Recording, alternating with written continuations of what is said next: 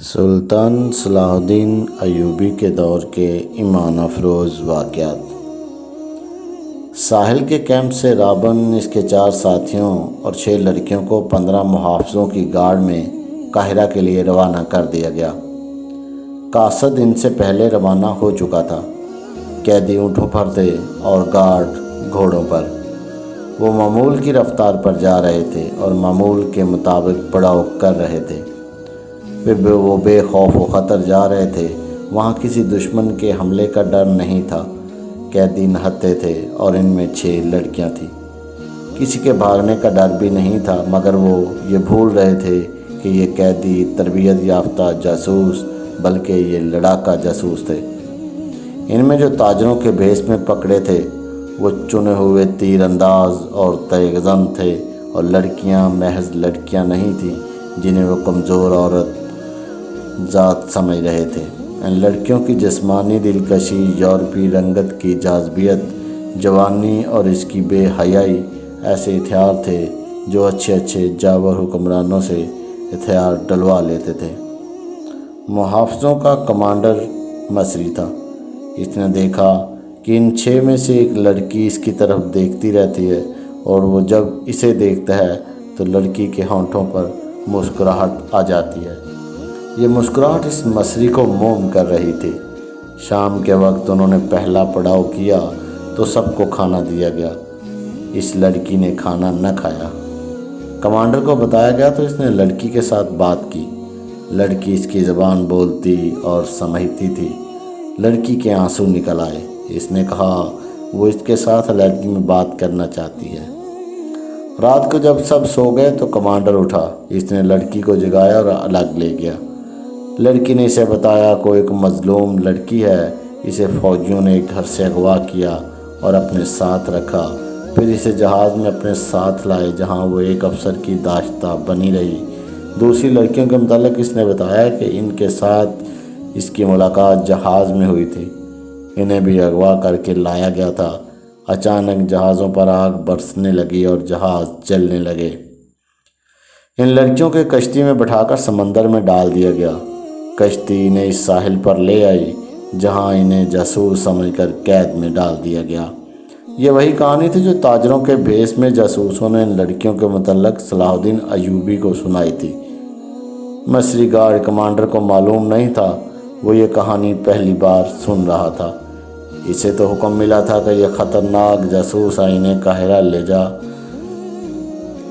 جا کر سلطان کے خفیہ محکمے کے حوالے کرنا ہے۔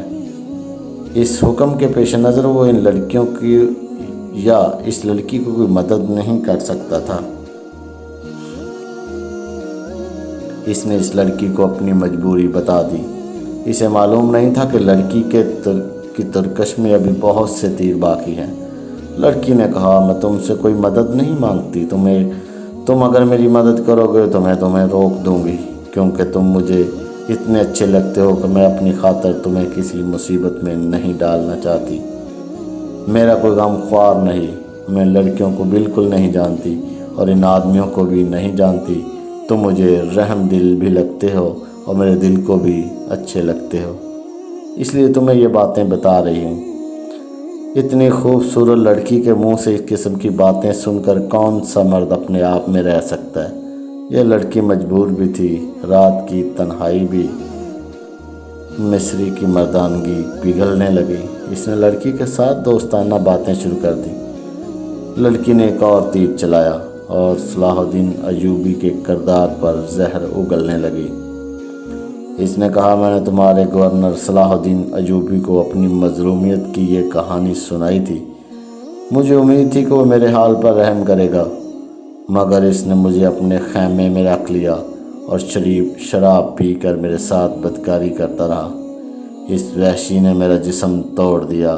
شراب پی کر اتنا وحشی بن جاتا ہے کہ اس میں انسانیت رہتی ہی نہیں۔ مصری کا خون کھولنے لگا۔ اس نے بدک کر کہا ہمیں کہا گیا تھا کہ صلاح الدین ایوبی مومن ہے، فرشتہ، شراب عورت سے نفرت کرتا ہے۔ لڑکی نے کہا اگر تمہیں یقین نہ آئے تو رات کو مجھے اب اس کے پاس لے جایا جا رہا ہے، دیکھ لینا کہ میں کہاں ہوں گی۔ وہ مجھے قید خانے میں نہیں ڈالے گا، اپنے حرم میں رکھ لے گا۔ مجھے اس آدمی سے ڈر آتا ہے، اور اس قسم کی بہت سی باتوں سے لڑکی نے اس مصری کے دل میں صلاح الدین ایوبی کے خلاف نفرت پیدا کر دی، اور وہ پوری طرح مصری پر چھا گئی، اس کے دل و دماغ پر قبضہ کر لیا۔ مصری کو معلوم نہیں تھا کہ یہی ان لڑکیوں کا ہتھیار ہے۔ لڑکی نے آخر میں اسے کہا، اگر تم مجھے اس ذلیل زندگی سے نجات دلا دو تو میں ہمیشہ کے لیے تمہاری ہو جاؤں گی، اور میرا باپ تمہیں سونے کی اشرفیوں سے مالا مال کر دے گا۔ اس نے اس کا طریقہ یہ بتایا، سمندر پار بھاگ چلو، کشتیوں کی کمی نہیں، میرا باپ بہت امیر آدمی، میں تمہارے ساتھ شادی کر لوں گی، میرا باپ تمہیں نہایت اچھا مکان اور بہت سی دولت دے گا، تم تجارت کر سکتے ہو۔ مصری کو یہ یاد رہ گیا کہ وہ مسلمان ہے۔ اس نے کہا، وہ اپنا مذہب ترک نہیں کر سکتا۔ لڑکی نے ذرا سوچ کر کہا، میں تمہارے لیے اپنا مذہب چھوڑ دوں گی۔ اس کے بعد وہ فرار اور شادی کا پروگرام بنانے لگے۔ لڑکی نے اسے کہا، میں تم پر زور نہیں دیتی، اچھی طرح سوچ لو، میں صرف جاننا چاہتی ہوں کہ میرے دل میں تمہاری جو محبت پیدا ہو گئی، اتنی تمہارے دل میں بھی پیدا ہوئی یا نہیں۔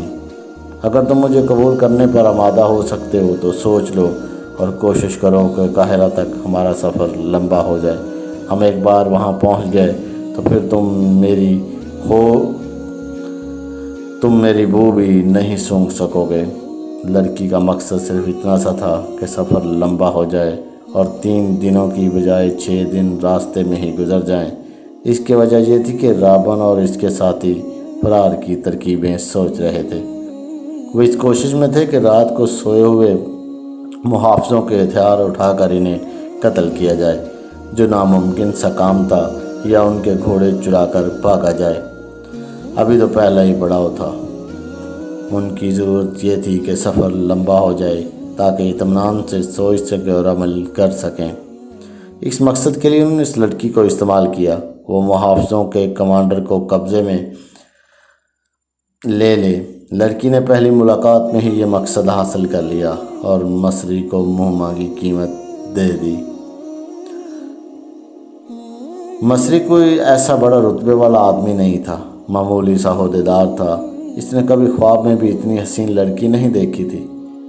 کہاں ہے جیتی جاگتی لڑکی جو اس کے تصوروں سے بھی زیادہ خوبصورت تھی، اس کی لونڈی بن گئی۔ وہ اپنا آپ، اپنا فرض، اپنا مذہب سب کچھ بھول گیا۔ وہ ایک لمحے کے لیے بھی لڑکی سے الگ نہیں ہونا چاہتا تھا۔ اس پاگل پن میں اس نے صبح کے وقت پہلا حکم یہ دیا کہ جانور بہت تھکے ہوئے ہیں، لہذا آج سفر نہیں ہوگا۔ محافظوں اور شتربانوں کو اس حکم سے بہت خوشی ہوئی۔